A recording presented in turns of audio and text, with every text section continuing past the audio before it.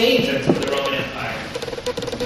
However, if Jesus was to say, no, it is not right to pay taxes to Caesar, what would happen is that he could be accused of rebellion against the Roman Empire. Because here he is, he's a teacher, a rabbi, he has 12 disciples and followers, and so they could consider that as a rebellious movement against the Roman Empire, and they could put him to death. So that's what's at stake. If he says yes, the people are not going to like it. If he says no, he's going to be charged with rebellion against Rome. And also, another thing that's at stake, notice the way they phrase the question. They don't say, is it right, is it wrong? They say, is it lawful to pay taxes to Caesar?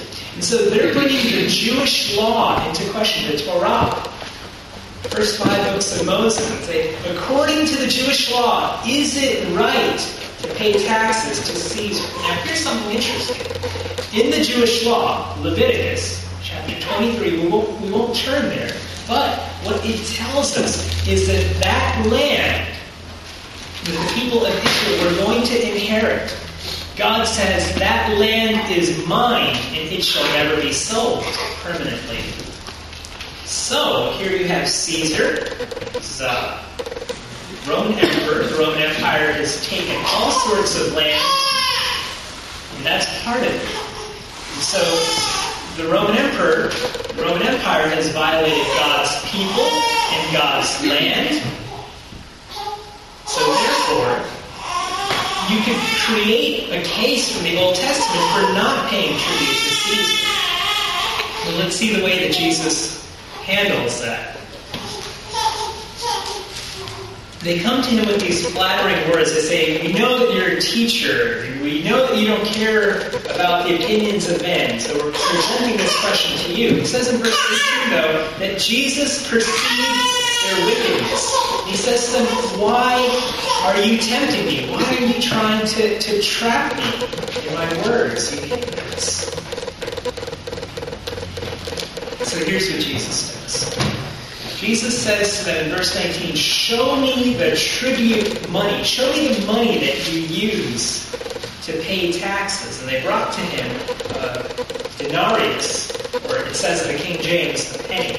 It was a coin that would be the equivalent of a day's wages. So Jesus says, show me the coin. And so they bring this to him. And he says, whose image and inscription is on it? They tell him Caesar's. So he concludes, well, then give to Caesar what's Caesar's, give to God what's God's. And what's very interesting about this is that Jesus doesn't answer this question directly. He doesn't say yes or no. He answers it by saying, show me the coin, whose image is on it, whose inscription is on it. And I find that very interesting, why Jesus would not answer with a direct yes or no answer. Jesus could have said, yes, it is right to pay taxes because of this. Or he could have said, no, it's wrong to pay taxes to Caesar because of this reason. Or he could have said, no, it's wrong, but you should do it anyway because of these reasons. Or he could have said, yes, it's right, but in this case, no.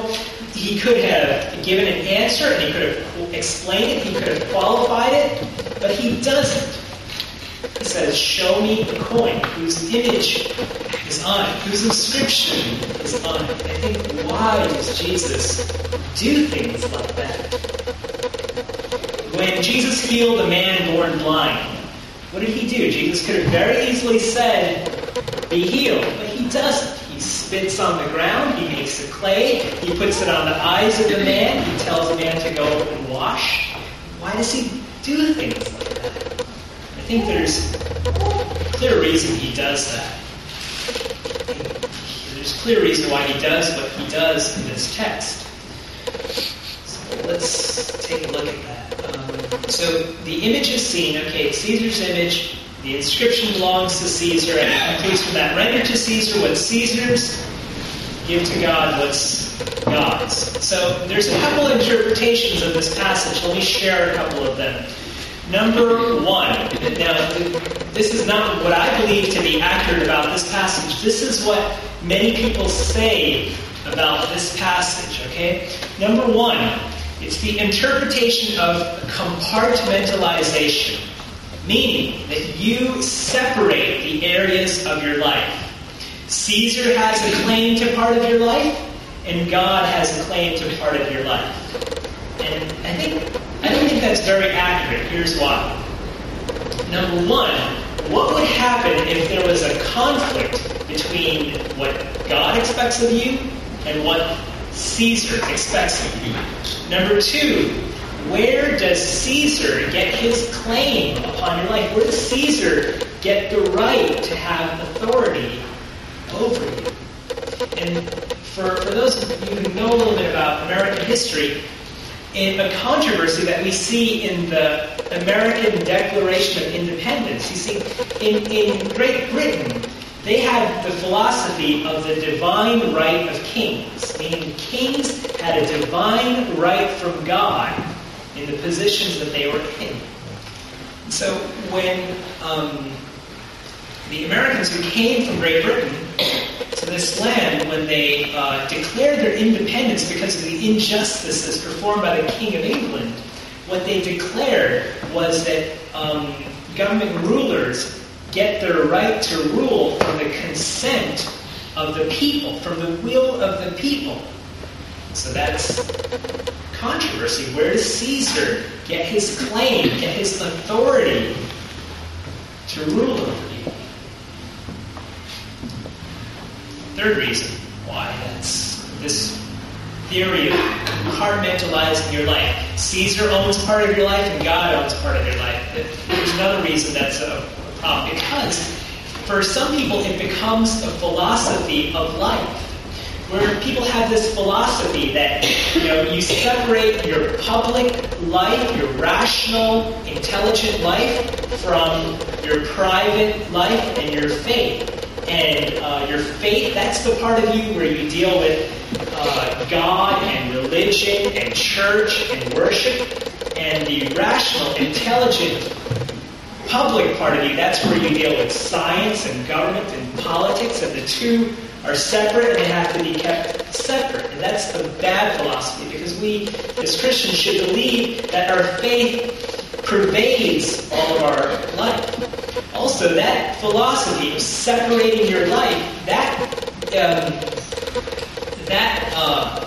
brings in a bad philosophy of the separation of church and state. You see, now we're a Baptist church and we believe in a separation of church and state because we don't want the government to tell our pastor what he can and cannot say to us. We don't want the government to tell us how to run our worship services and what we can do and what we can't do and what we can sing about or not sing about, whether or not we can restrict the membership of our churches in certain ways over certain issues. We don't want the government to dictate all of that to us. So as a Baptist church, yes, we do believe in the separation of church and state, but this philosophy of separating your lives into these little compartments, here's a part that Caesar owns and here's a part that God owns of you, that's a bad philosophy. It leads you down the wrong path, I believe. Second interpretation of this passage, what does it mean then to render unto Caesar what's Caesar's, unto God what's God's? Another interpretation, which I think is a little better, but not as accurate, but still not accurate, is an interpretation which focuses on the word image. And this interpretation would say that Jesus means to say that just as the coin has the image of Caesar, you are made in the image of God. And so therefore, in the same way that you give back to Caesar what is Caesar's, you also give back to God what is God's. And that's a good interpretation. Just the problem that I have with it is that sometimes there's an overlap. There can, again, be contradictions over what Caesar expects of us and what God expects of us.